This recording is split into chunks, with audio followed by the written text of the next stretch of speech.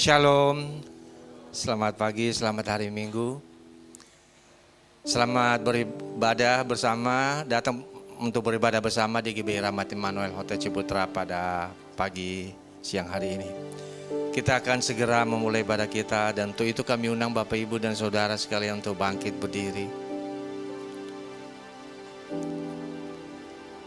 Mari kita arahkan hati dan pikiran kita kepada Tuhan dan kita bersatu di dalam doa. Allah Bapa kami yang bertahta di dalam kerajaan surga, Tuhan yang kami kenal, kami sembah di dalam nama Yesus Kristus. Segala hormat dan puji syukur kami panjatkan bagimu Bapa. Kami mengucap syukur, kami berterima kasih atas kasih setiamu. Sungguh besar kasih-Mu Bapa. Engkau yang telah datang ke dalam dunia ini menjadi manusia untuk menebus kami dari hukuman dosa. Engkau yang telah memberikan Roh-Mu yang kudus kepada setiap kami untuk menolong kami di dalam berbagai-bagai kelemahan kami, mengingatkan kami akan firman-Mu, bahkan memampukan kami hidup sesuai dengan kehendak-Mu. Terpujilah nama-Mu Bapa. Kami bersyukur, kami berterima kasih sepanjang minggu yang telah berlalu. Engkau juga telah menyertai melindungi kami, melepaskan kami dari segala kesusahan, mara bahaya dan daripada yang jahat. Dan pada pagi siang hari ini, Engkau telah menuntun langkah kami untuk datang ke hadirat-Mu. Bapa, kami hendak bernyanyi, memuji-muji dan muliakan Engkau. Dan kami juga ingin mendengarkan kebenaran firman-Mu yang menguatkan iman kami. Kami berdoa bagi hamba-Mu, Pendeta Pengki Andu yang akan menyampaikan isi hati-Mu bagi kami pada pagi siang hari ini. Berkati dan urapilah dengan urapan-Mu yang baru Bapa. Bapa di surga, di hadapan-Mu ada juga anak-anak kami yang akan mengikuti sekolah minggu. Secara khusus kami berdoa, Tuhan memberkati mereka, agar sejak dini mereka mengenal Engkau, merasakan hadirat-Mu dalam hidup mereka, sehingga mereka menjadi anak-anak-Mu yang memuliakan nama-Mu. Terima kasih Bapa. Berkati kakak-kakak sekolah minggu yang membimbing mereka untuk mengenal Engkau. Beri hikmat agar mereka mampu mendidik, mengarahkan anak-anak ini untuk mengenal Engkau. Terima kasih Bapa. Kami juga berdoa bagi semua anak-anak-Mu yang mengambil bagian pelayanan dalam ibadah pada pagi siang hari ini, baik worship leader, para singer, pemain musik, teknisi asal dan semua tanpa ada yang terkecuali. Sucikan kami, layakkan kami untuk melayani Engkau, dan mampukan kami untuk melakukan yang terbaik hanya untuk kemuliaan nama-Mu. Terpujilah nama-Mu Bapa, berajaralah. Kami serahkan ibadah kami dari awal, pertengahan hingga pada akhirnya hanya ke dalam tangan-Mu. Di dalam nama Tuhan Yesus kami telah berdoa dan mengucap syukur. Haleluya. Amin.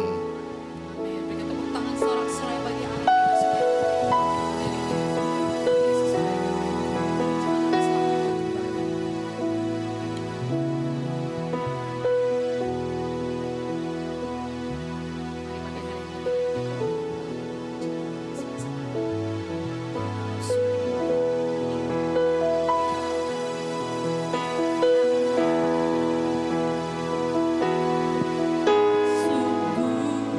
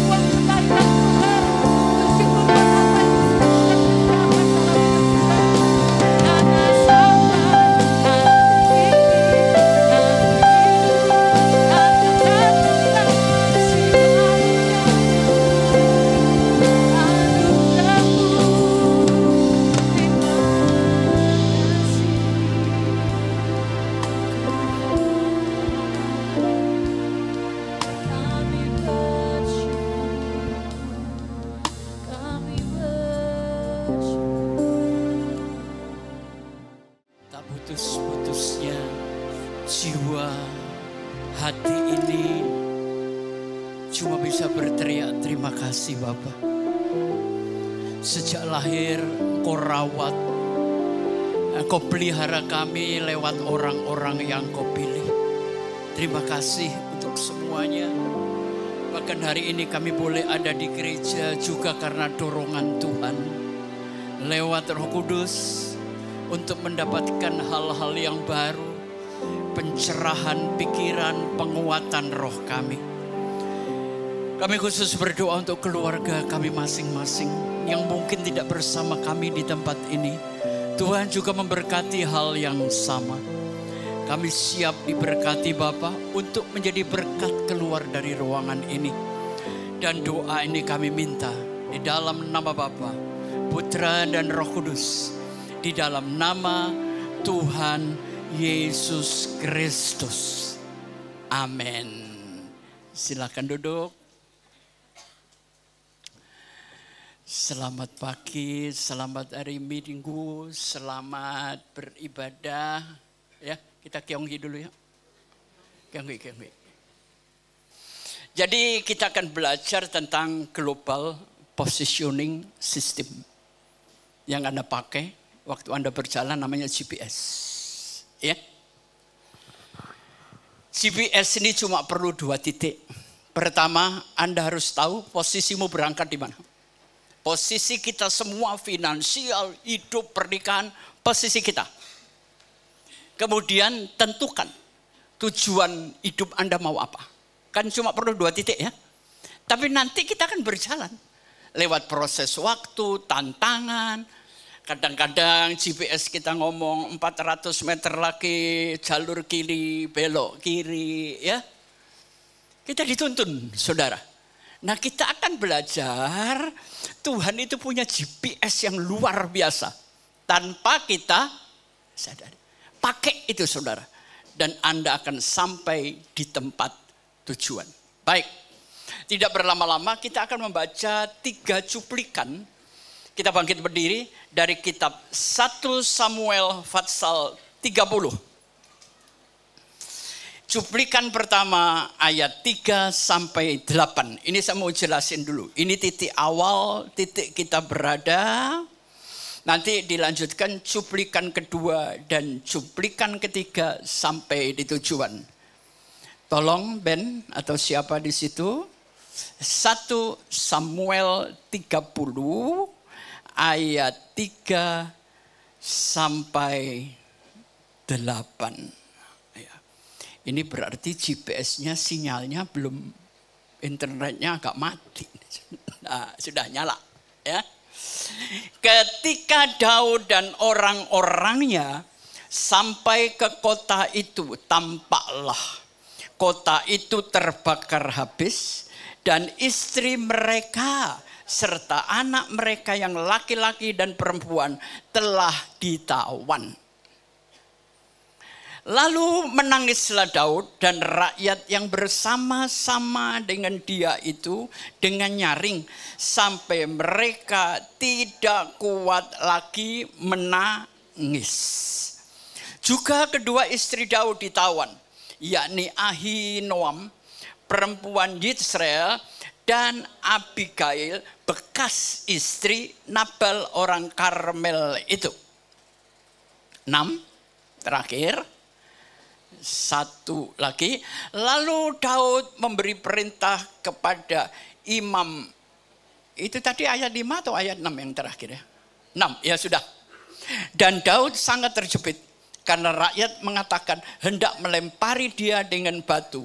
Seluruh rakyat itu telah pedih hati masing-masing karena anaknya laki-laki dan perempuan. Tetapi Daud menguatkan kepercayaannya kepada Tuhan Allahnya. Amin. Silahkan duduk. Kita mulai dari titik awal.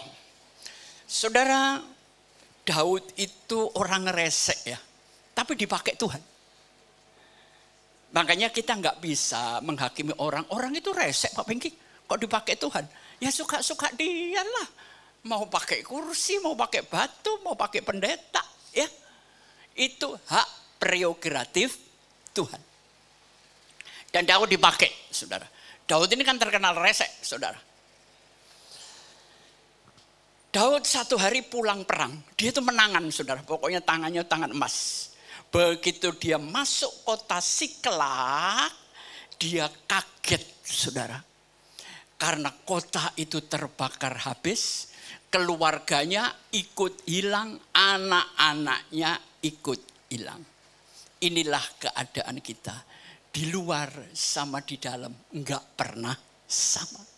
Di luar kita kelihatannya sempurna, hebat, orang kuat, tangguh.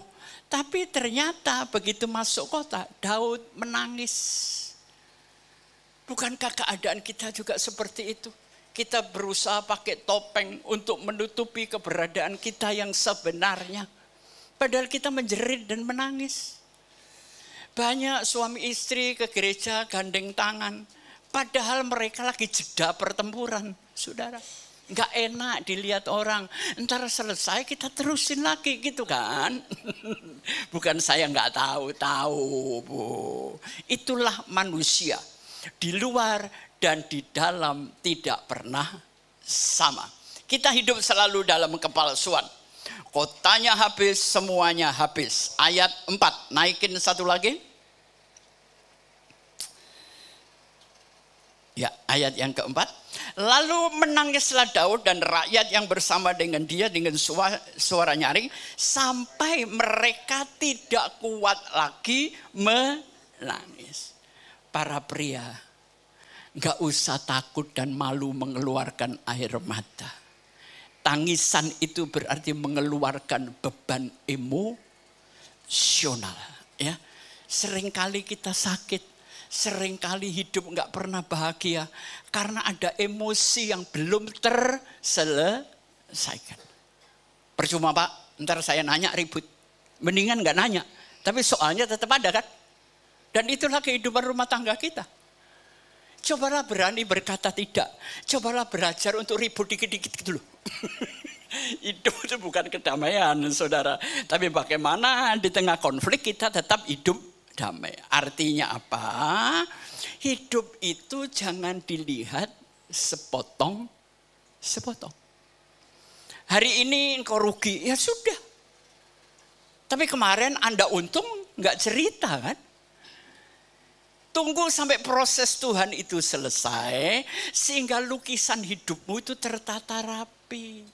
Tolong, jangan ngelihat potongan demi potongan. Ya, lihatlah secara keseluruhan. Jadi utarakan, keluarkan emosimu itu keluarkan, saudara. Kalau marah ya marah aja sudah nggak apa-apa. Ya, saudara. Sampai mereka tidak kuat lagi menangis. Hidup sekarang itu kan dua macam, saudara. Di luar banyak tekanan, di dalam rumah banyak tuntutan. Capek nggak jadi laki, saudara. Di luar kita ditekan oleh perusahaan dunia kerja. Sampai rumah ditekan istri. Begitu juga sebaliknya. Makanya saya minta tolong sama ibu-ibu. Tolong kasihanilah kami. Amin. Ya, pria itu di samping tekanan banyak tuntutan. Ya, berkomunikasilah dengan baik. Jadi pria, jadilah dirimu sendiri. Kalau menangis, menangislah. Enggak usah gengsi. Amin. Ya, keluarkan emosimu. Mereka sudah enggak kuat lagi. Berarti tekanan mereka itu super berat. Di titik nadir, saudara. Sudah enggak kuat lagi. Apalagi sekarang tekanan ekonomi kan makin parah, saudara. Mungkin tahun yang lalu penghasilanmu antara 10-20 juta. Oh, cukup Pak Peki. Cukup sih, cukup. Tapi perhatikan perkembangan waktu. Ada inflasi. Ada macam-macam parameter. Sehingga akhirnya gajimu yang tadi cukup menjadi tidak cukup. Karena kenaikan gaji sama kenaikan harga barang sudah nggak cocok. Ya, Anda naik paling gede 10%, Bu. Ya, sedangkan kenaikan barang melonjak seenaknya dewi. Jadi akhirnya pelan-pelan kita miskin pelan-pelan, saudara. Makanya setiap pria itu harus punya keterampilan bagaimana caranya meningkatkan pendapatan. Ya, pria, buang mindsetmu bagaimana mengurangi pengeluaran. Berhenti. Tapi tingkatkan mindsetmu bagaimana meningkatkan pendapatan. Itu yang ada di otak saya setiap hari, saudara. Ya ini butuh perjuangan. Enggak gampang, sulit. Kadang-kadang udah butek otak saya, Bu. Sama aja. Ya. Jadi enggak kuat lagi mengeluarkan kesedihannya. Ini keadaan manusia sekarang. Ya. Ayat 5. Kita lanjut. Ayat 5. Tolong diklik ayat yang kelima. Jadi ini hanya ini. Juga kedua istri Daud ditawan. Yakni Ahinoam perempuan Yezreel dan apa saudara? Abigail. Saya tertarik kata bekas. Emang Daud itu orang Jawa bilang gerangsang, serakah. Bekas pun ditilep sama dia, enggak pusing. Saya satu hari mikir gini. Saudara menikah. Katakanlah pasangan Anda meninggal. Terus Anda menikah lagi. Pertanyaannya, tulang rusuk yang sebenarnya yang mana? Gue juga bingung. Yang mana Pak Peggy? Loh gue ini nanya. Nggak punya jawaban dari saudara. Bener nggak? Tulang rusuk yang bener yang mana? Anda cerai, nikah lagi. Loh aslinya yang mana tulang rusuknya? Ya, tolong dipikirkan kalau ketemu, tolong kasih tahu saya. Jujur, saya nggak ngerti ini. Tapi itulah yang terjadi. Rupanya Daud ini suka barang bekas juga, saudara. Enggak apa-apa. Cinta itu kan melampaui batas, ya kan? Tapi saya ingin kasih tahu anak muda, cinta itu yang waras. Amin. Jangan Anda hanya gandrung-gandrung cinta, setelah menikah semuanya hancur. Buat apa? Pasanganmu ganteng, setahun lagi enggak ganteng enggak, Bu? Dulu istri saya kalau dia lewat, gue nengok. Sekarang dia lewat, gue nengok ke sana. Kebosanan, kejenuhan, melanda, tekanan ego. Saya mau tanya sama ibu-ibu ya. Anda sama suamimu sering dibelikan perhiasan apa, dikasih uang, ya kan?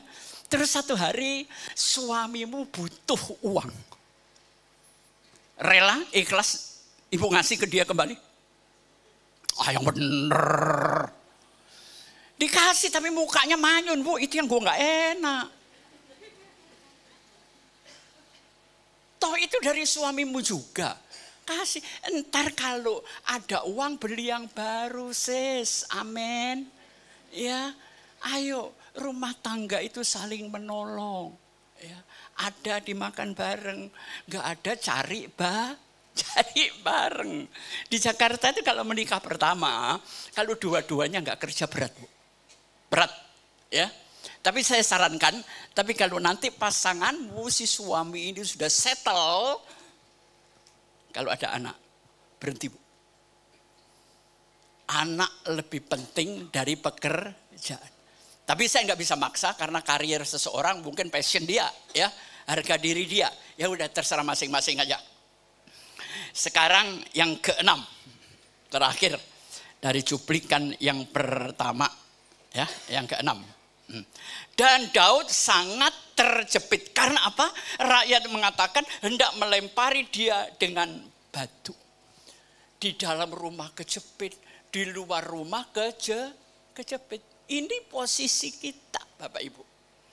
Seluruh rakyat itu telah pedih hati masing-masing karena anaknya laki-laki dan perempuan. Tapi saya suka ayat terakhir. Tetapi Daud menguatkan kepercayaannya kepada Tuhan Allahnya. Ini langkah spiritual pertama. Saya nggak sanggup, Tuhan.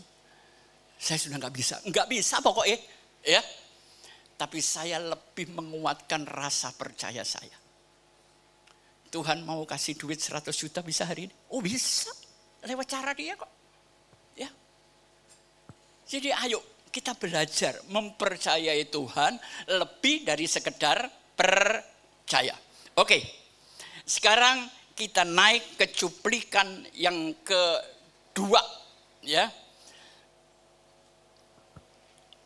Ayat 13 sampai 16. Ayat 13 sampai 16. Kemudian bertanyalah Daud kepadanya, budak, siapakah engkau?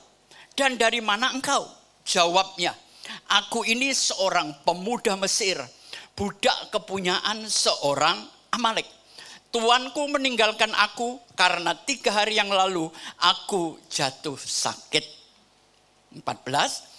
Kami telah menyerbu tanah Negeb, orang Kreti, dan daerah Yehuda dan tanah Negeb Kaleb. Dan Siklak, kotanya Daud, telah habis kami bakar. 15. Daud bertanya kepadanya, dapatkah engkau menunjukkan jalan kepadaku?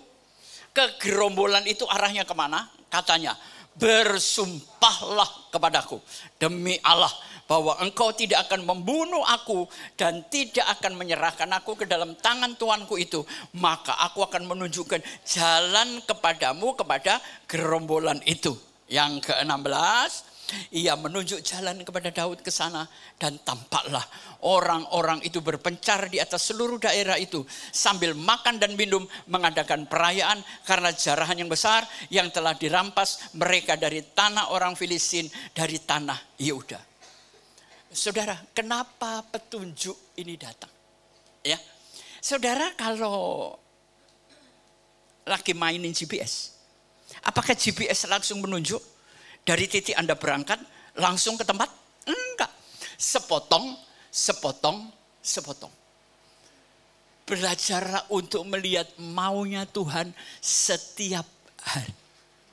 Tuhan enggak langsung menunjukkan, oh langsung selesai. 5 tahun lagi lu kaya. Enggak gitu, saudara. Saudara kepingin punya penghasilan tiap bulan 50 sampai 100 juta?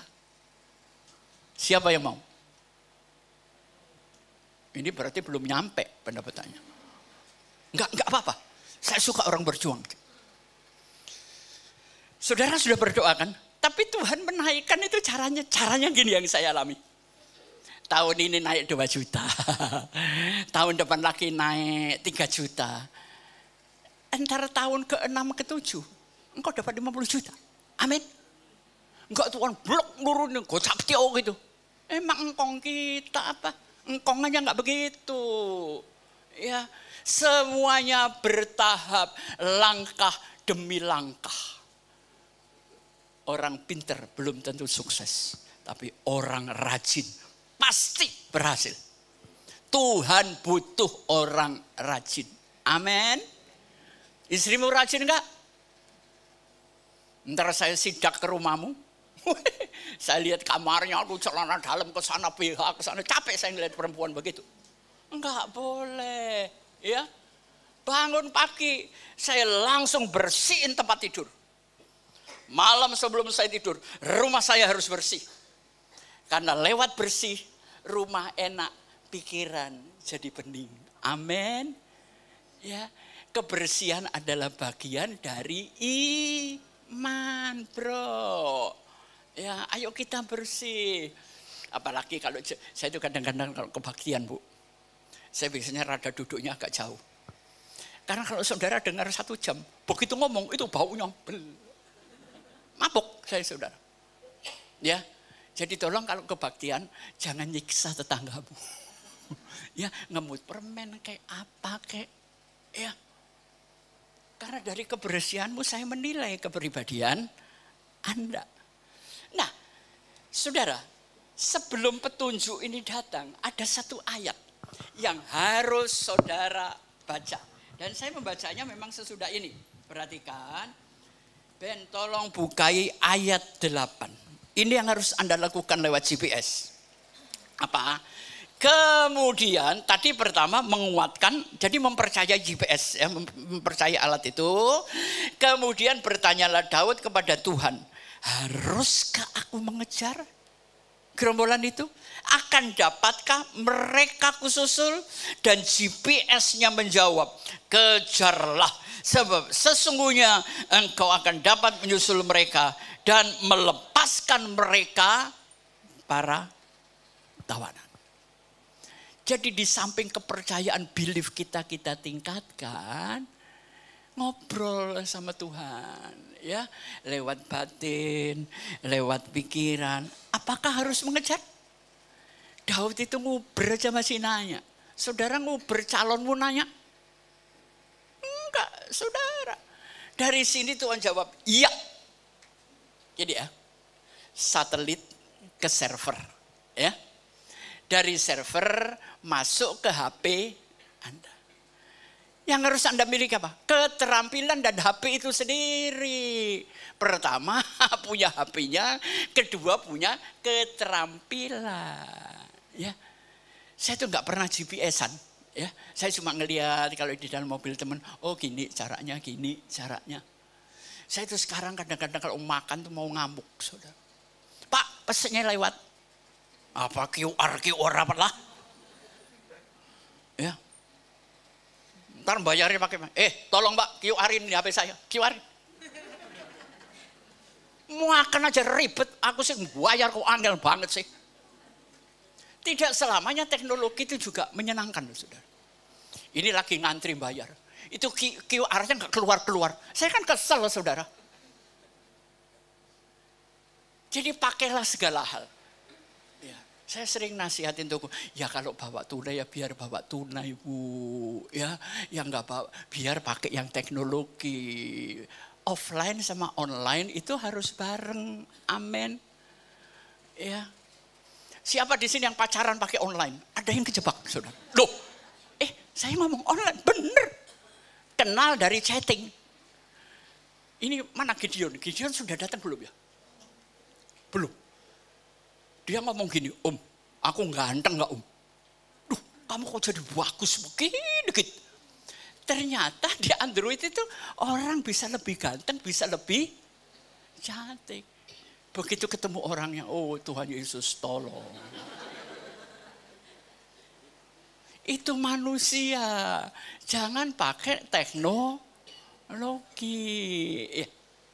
Saudara, setelah pertama sebelum berdoa, kuatkan kepercayaanmu. Mempercayakan Tuhan bisa dan Tuhan mau. Terus kemudian saudara nanya. Nah sekarang saya akan jelaskan yang ayat tadi. Ayat 13. Ben, tolong Ben. Ayat 13. Kita hampir selesai saudara. Pasal 30 ayat 13 tadi. Tahu-tahu di dalam perjalanan Daud ketemu pemuda saudara. Dia nanya. Ambil pemuda itu, kasih makan. Dia terkapar, saudara. Ini loh, Tuhan kalau punya jalan. Ya, ternyata pemuda ini ikut bakar kota Siklak. Ikut bakar kotanya Daud. Tuhan tuh kalau nunjukin jalan tuh ngaget-ngagetin. Musuh bisa dipakai untuk menyelamatkan Anda. Amin. Ya. Percayalah sama Tuhan. Dia bisa, namanya dia Tuhan. Terus pemuda itu ngomong begini, oke Tuhan, saya akan kasih tahu arahnya, tapi tolong jamin keselamatan saya. Baik, aku jamin. Dia kasih tahu. GPS enggak saudara? Dari satelit, server, Android, siapa saja bisa masuk. Saudara kalau pesan Grab kan nggak bisa milih, tahu-tahu masuk jebret, iya kan? Servernya itu Roh Kudus, saudara. Dia selalu menyertai Anda, ya. Lewat doa, lewat semuanya. Saya ini kan bukan muka pendoa, saudara. Saya ini nggak ada muka-muka hamba Tuhan, nggak ada loh, jujur. Kalau muka punya duit sih dari dulu Bu. Kegerombolan itu, perhatikan ayat 16. Kita naik, kita selesaikan ayat 16. Ben. Nah, ia menunjuk jalan. GPS itu menjawab kepada Daud dan tampaklah ya. Tuhan kalau menunjukkan tahap demi tahap, walaupun dari jauh, gejalanya sudah ada. Makanya hidup itu harus peka, jangan pekok. Amin. Peka lah. Tuhan kasih tanda gimana. Ibu-ibu, saya mau tanya, Anda kalau hamil ada tanda-tandanya enggak? Bulan ke-4 sama bulan ke-9 berat mana? Ada orang hamil bulan ke-9 ternyata ringan sekali daripada bulan kedua. Jangan terlalu menanti tanda-tanda dari langit. Dunia ini penuh tanda, ya. Kawanmu bisa merupakan tanda, pasanganmu bisa merupakan tanda, semuanya bisa dijadikan tanda. Asal sinyalnya pas, ya. Ternyata mereka lagi makan minum. Dan sekarang kita baca yang terakhir sebagai penutup ayat 18 dan 19. Daud setelah nanya, tahu kan? Dia ikut bakar keluargaku. Daud bunuh enggak dia? Enggak.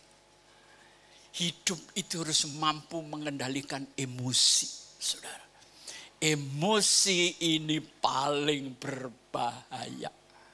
Ya, dan jangan menyimpan emosi yang nggak selesai, Bu. Jangan, ya. Selesaiin dengan komunikasi, ya. Saya kadang-kadang bisa ngomong, tapi kadang-kadang nggak gampang juga lo nyelesain dengan komunikasi. Ntar gua ngomong lu ribut, ya. Kalau saya nggak ngomong gua mendem, capek kan? Ya. Jadi pilih ribut atau mendem, Bu. Ya, kebanyakan kita nggak mau ribut, tapi itu bom waktu. Daud melepaskan semua apa yang dirampas, juga termasuk kedua istrinya. Ayat 19, terakhir ini. Tidak ada yang hilang, saya suka kalimat ini. Tidak ada yang hilang pada mereka dari hal yang kecil sampai besar. Sampai anak laki, anak perempuan, dan dari jarahan sampai segala sesuatu yang telah dirampas mereka semuanya dibawa Daud kembali. Hidup itu nasihatnya, jangan gampang panik. Amin.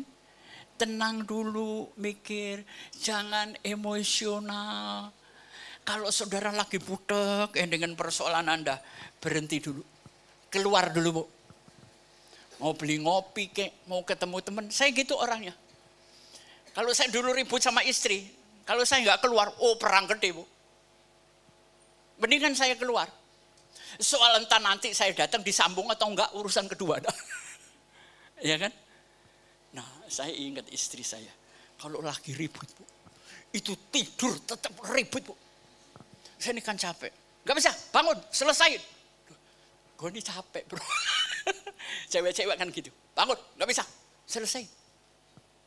Entar selesai, gue nggak bisa tidur, dia ngorok, Bu. Ribut lagi akhirnya. Ayo bangun, nggak bisa, belum selesai.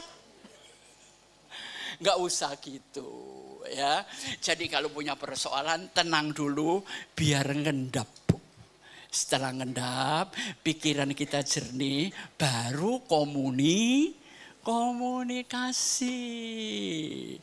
Pertengkaran terbanyak adalah pasangan kita sendiri. Yang paling banyak kita bertengkar dengan diri sendiri. Sudahlah, bersahabat dengan semua orang. Jangan ngotot untuk merubah orang lain, ya. Suamimu begini, istrimu begini, ya nasihatin dia sampai dia berhenti, itu loh, Bu. Kalau kita maksa, ngenes loh di sini. Ya. Saya orangnya rapi, istri saya selebor. Ya, ganti daster lempar sana, sepatu brak-brak.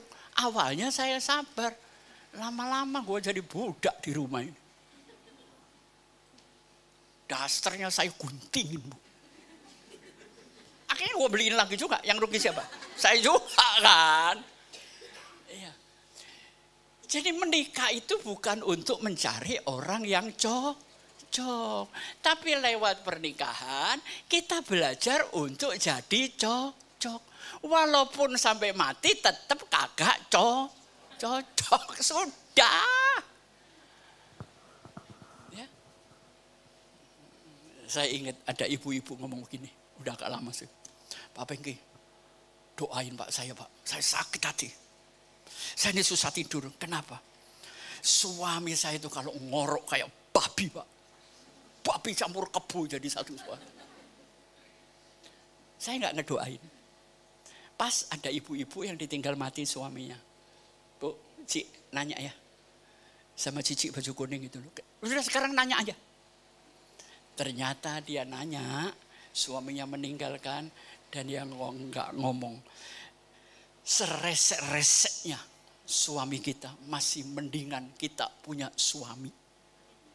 Udah, itu dia bertobat Bu. Ya memang suaminya kalau ngorok waktu retreat Bu, saya ngeliat, oh Tuhan Yesus. Gua aja udah kepingin nginjek mulutnya Bu.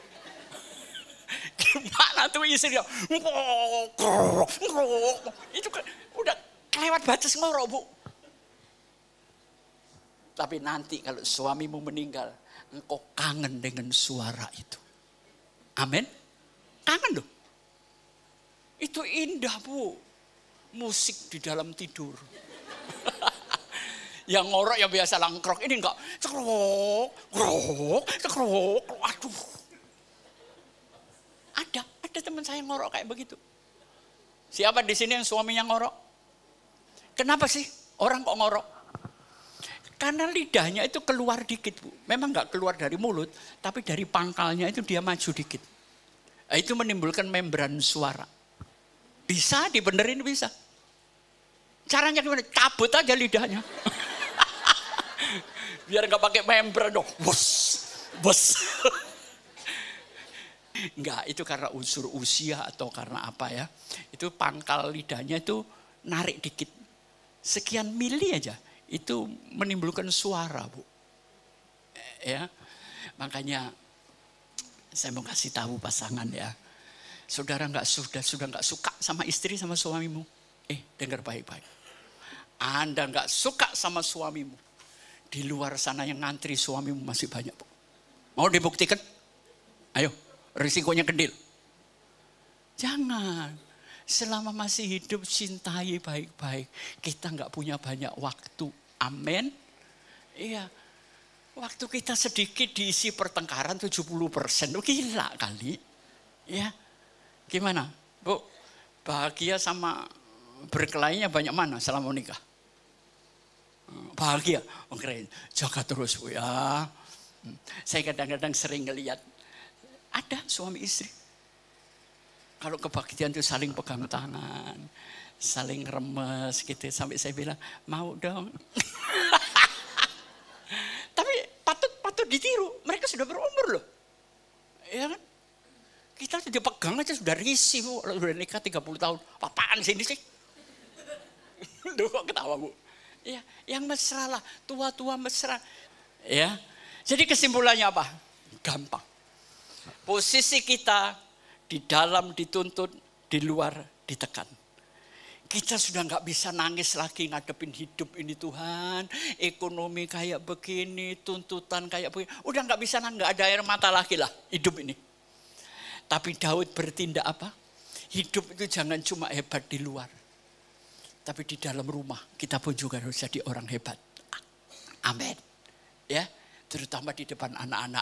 Ibu bapak kalau berkelahi, tolong jangan di depan anak. Anak itu terluka. Saya mau tanya, orang tua di sini, orang tua kan nggak selamanya benar. Pernah minta maaf sama anaknya? Kasih teladan, minta maaf. Papa salah. Dia nggak terluka. Karena apa yang dilihat dari keluarganya, itu akan dibawa nanti di tengah pernikahannya. Jadi tolong didik anak-anak ini baik-baik semua. Penuhi dengan kasih. Laksanakan firman Tuhan. Berbahagialah jadi ibu yang melahirkan. Tahu rasanya jadi ibu. Amin. Kecuali Anda sakit, gak apa-apa. Tapi tolonglah menjadi ibu yang alamiah. Ya. Saya sambung lagi. Jadi hidup jangan dilihat semotong. Terusin aja jalanmu. Jangan benci kepada orang memusuhi Anda. Justru di sini dia mendapat arahan dari orang yang bakar kotanya. Dan akhirnya dia ketemu. Tidak ada yang hilang. Itu caranya Tuhan memelihara. Tuhan tidak pernah mengambil satu titik pun dari hidupmu. Ya, inilah GPS-nya Tuhan. Nggak perlu pakai alat, nggak perlu pakai keterampilan. Ya, alatnya adalah hati, pikiranmu, hubunganmu dengan Tuhan. Baik, kita akan coba ngelihat gimana sih aslinya sebenarnya. Ya.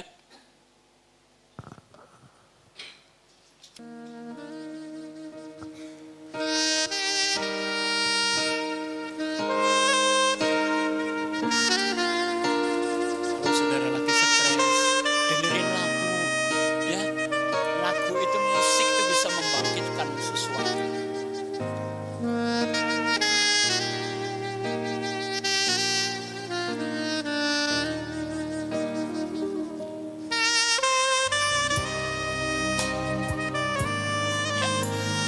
Perhatikan tulisannya, Global Positioning System.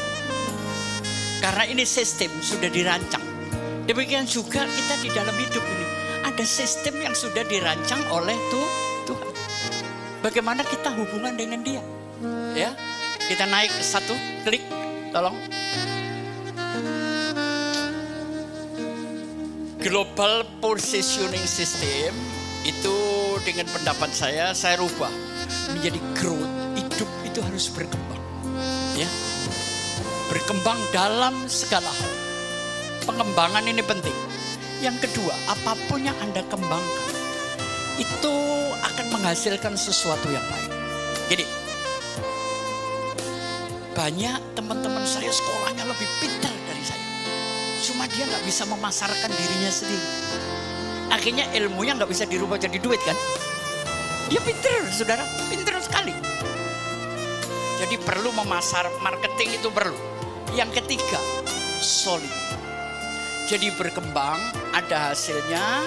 Hubungan dengan Tuhan, hubungan dengan keluarga harus solid. Ini sistemnya, ya. Oke, kita naik satu lagi. Saudara tahu, perkembangan kesulitan secara internasional, dan ini sudah berlaku di Indonesia. 5-7 tahun yang lalu, VUCA ini menjadi bahan seminar. VUCA ini adalah satu sistem yang dirancang oleh seorang jenderal Amerika, tapi diadopsi oleh dunia perusahaan. Artinya apa? VUCA ini menggambarkan situasi, V-nya adalah volatility. Semuanya rancu, nggak ada kepastian. Sekarang ada yang pasti? Nggak ada, Bapak Ibu. Yang kedua, uncertainty, ya, itu samalah semacam ketidakpastian. Yang ketiga, C-nya apa? Complexity. Sekarang semuanya kompleks, Bu.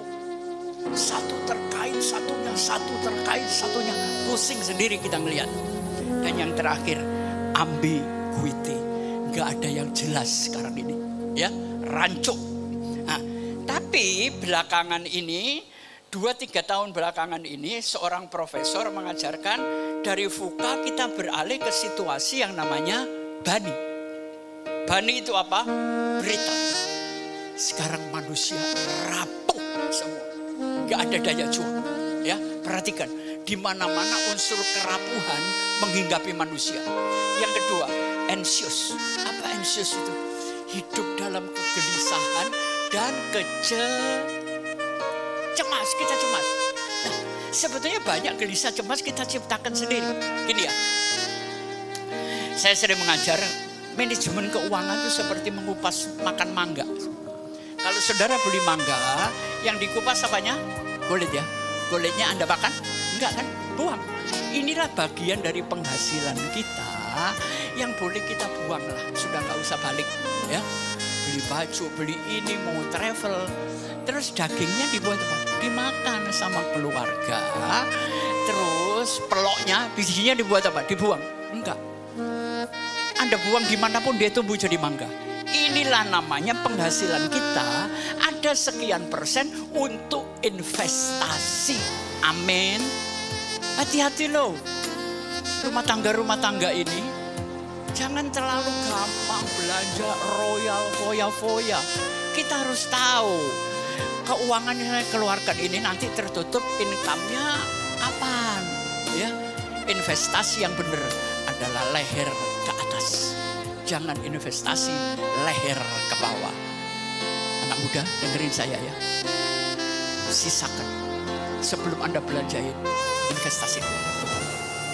Masa tuamu tenang, gak usah bingung-bingung. Setuju?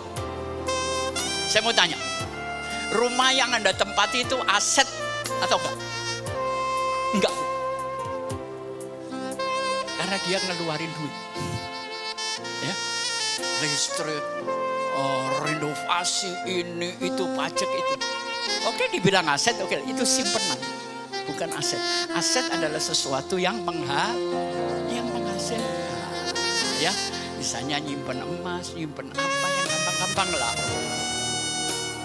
Ketiga apa? Non linear. Ini hati-hati. Sekarang ini kejadian sudah tanpa hubungan sebab akibat. Mau jadi, mau rusuh, mau perang tanpa sebab. Hati-hati sekarang ini, ya. Dan yang terakhir apa? Incomprehensive, ya. Itu seperti kejadian di Starbucks yang saya ceritakan itu tadi. Terlalu banyak alasan, terlalu banyak penyebab yang tidak terkait dengan akibat. Terjadi aja orang duduk-duduk bisa nimbulin perang gara-gara salah paham, ya kan? Oke, kita naik lagi. Jadi sekarang kita masuk era Bani. Nah, sekarang perhatikan Bapak Ibu, kalau Anda ingin berubah dalam kehidupan ini butuh 3. Yang pertama, adaptasi. Daud tadi sebetulnya bisa bunuh kan, tapi dia beradaptasi, saudara. Ini peluang. Yang kedua, reskilling. Perbarui keterampilan dan otak kita. Dan kemudian kembangkan, naikkan pembelajaran Anda.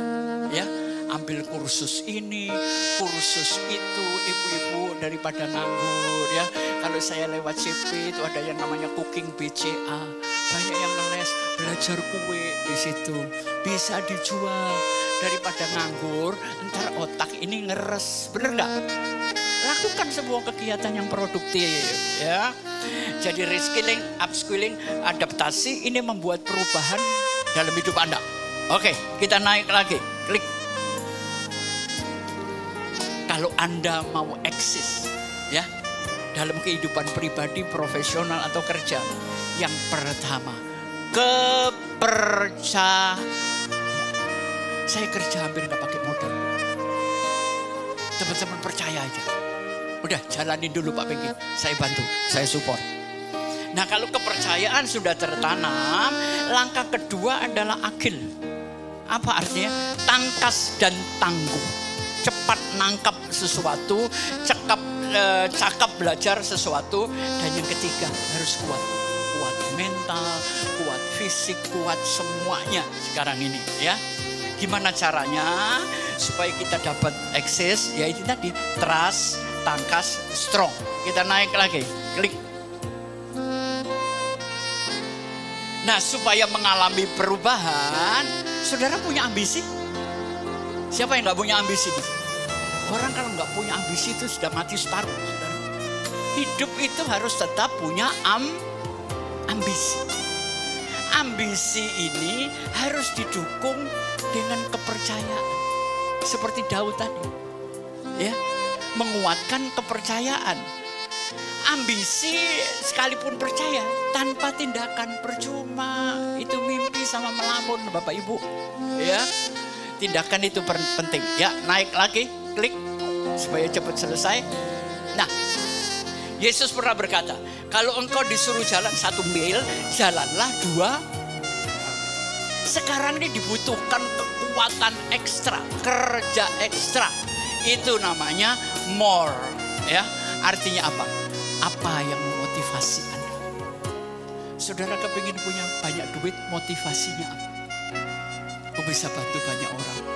Supaya keluarga saya menghina saya dulu, tahu kalau saya ini orang hebat. Itu salahku. Ya. Jadi motivasi itu penting. Motivasi itu perlu ambisi. Kemudian saudara punya kemampuan, tapi kalau nggak ada peluang repot juga ya. Ada peluang, tapi kalau nggak punya kemampuan mau apa? Ya. Jadi setiap hari kita cari informasi, kumpul teman-teman, cari aja peluang. Cocok, ambil. Kemudian resilient. Resilient itu adalah apa ya? Sebuah tanggung jawab gitulah. Hidup itu harus punya tanggung jawab terhadap diri sendiri. Orang tanggung jawab terhadap dirinya artinya apa? Nggak gampang nyalain orang lain, Bu. Kesalahannya di sini, bukan di sana. Dan yang terakhir apa? Evolve. Kembangkan terus. Kembangkan. Belajar terus anak muda. Sampai hari ini saya nggak pernah berhenti belajar. Dengar baik-baik. Ya, emang setiap minggu bikin materi gini gampang. Pernah saya ngulang materi saya? Nggak pernah.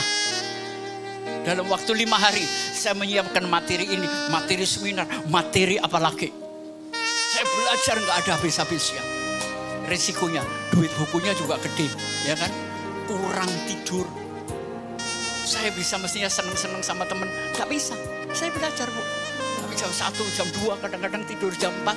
Itu resiko sebuah pekerjaan. Mau enak, ada bayarnya. Oke, kita naik lagi. Klik. Nah, perhatikan. Anda termasuk kombinasi yang mana ya? Dengerin. Saudara punya ambisi, punya keyakinan, tapi nggak punya tindakan. Percuma. Yang kedua, saudara punya keyakinan, kemudian punya tindakan. Tapi saudara nggak punya ambisi, terus mau apa? Yang ketiga, saudara punya ambisi, punya tindakan, tapi nggak punya keyakinan. Nah, saudara masuk yang mana ini? Ya, kalau saya milih, saya punya ambisi, saya punya tindakan, saya punya keyakinan. Saya gabung tiga-tiganya. Ya, kalau kita nggak yakin mana bisa terjadi, Bapak Ibu. Ya, oke, kita naik lagi. Ini sekarang sedang terjadi. Apa artinya sudden shift? Sudden shift itu perubahan secara tiba-tiba mendadak, saudara nggak siap. Nah, orang tua sekarang dengerin, anak muda sekarang nggak mau dikontrol, tapi dikembangkan, diarahkan. Orang tua sekarang ngadepin anak-anaknya itu pusing. Ini anak kok apa ya? Kok ada aturannya, seenaknya sendiri. Diomongin 10 kali, ke-11 dia balik lagi. Itu anak sekarang, Bu. Tapi saya sadar, eranya bukan era saya. Kemudian, kita tuh jangan cuma eksploitasi, ya. Gali. Sekarang waktunya eksplorasi, eksperimen hal-hal yang baru. Oke, kita naik. Tinggal beberapa gambar kok. Kita selesai. Klik lagi. Ini penting. Ini penting banget, saudara. Saudara mau hidup stabil dalam bidang ekonomi? Orang Indonesia aja punya duit 2 hari, gak punya duit 2 bulan. Cukup 3 bulan. Entar gak cukup 3 tahun. Nah, kalau mau stabil, teorinya di sini. Ember pertama, ini nggak boleh, ini ngisinya harus urut. Dan ember 1 harus penuh dulu, baru pindah ember 2, nggak boleh langsung loncat. Ya, kalau Anda lakukan ini, Anda akan bisa hidup stabil. Yang pertama Anda baca apa? Anda tahu apa? Itu pengetahuan. Pengetahuan apa yang Anda miliki. Yang kedua, setelah ini penuh, pengetahuan ini harus dirubah. Anda bisa apa? Artinya apa? Rubahlah pengetahuan Anda jadi keterampilan. Amin. Baru bisa dijual. Kalau Anda sudah terampil, Anda lihat jejaring Anda ini seberapa luas. Network Anda seberapa hebat. Jualah keterampilan bergabung dengan mereka. Setelah itu Anda punya apa? SDM-mu hari ini sejauh apa, saudara, SDM-mu? Iya kan? Sudah banyak belajar hal baru. Baru yang terakhir, reputasi. Kalau 5 ember ini semuanya penuh, mengalir menurut urutan yang benar, saya yakin hidup ini lebih stabil. Amin. Saya butuh kestabilan aja kok. Oke, kita selesaiin 1 atau 2 gambar lagi. Nah, kalimat terakhir apa? Ready? Sudah siap semua? Apa artinya siap?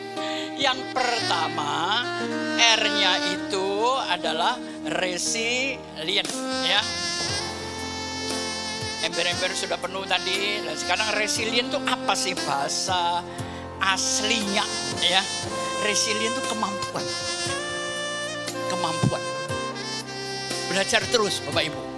Yang kedua, embrace change. Terbuka terhadap perubahan. Kalau teman-teman ada ngomong peluang-peluang baru, walaupun itu bukan bidangmu, dengerin dulu. Siapa tahu nyantol dan itu rezekimu, saudara. Ya, banyak ngobrol lah. Yang ketiga, kemampuan beradaptasi. Ya, oh ini kurang satu saya nyatetnya. D-nya kurang ya. D-nya adalah determination, tekad. Hidup itu harus dimodali dengan tekad, bukan nekat ya. Nekat dikit-dikit, tekadnya yang gede.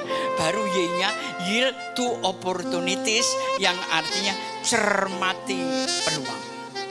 Banyak bergaul saudara sekarang ini. Cari uang dia dibilang susah, sulit, tapi yang enggak gitu juga lah, tergantung kitanya ya. Oke, kita naik lagi. Kita sudah selesai. Jadi inilah semboyan saya. In God we trust. Tuhan memberkati. Amin. Kita bangkit berdiri.